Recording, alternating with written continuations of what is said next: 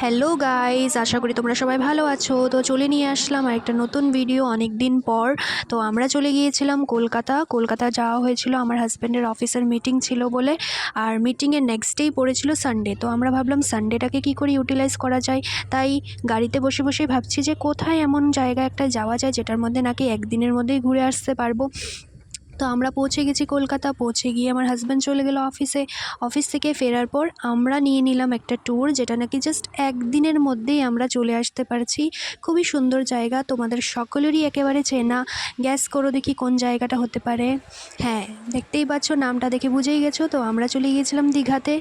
আর দীঘারই একদিনের জন্য সেই সমুদ্র উপভোগ করার জন্য। তো সেখানে গিয়ে আমরা একটা হোটেল বুক করে নিয়েছিলাম। হোটেলটাও খুবই সুন্দরই ছিল আর নিট অ্যান্ড ক্লিন ছিল। আর রুম সার্ভিসও বেশ ভালোই ছিল, দেখতেই পাচ্ছ।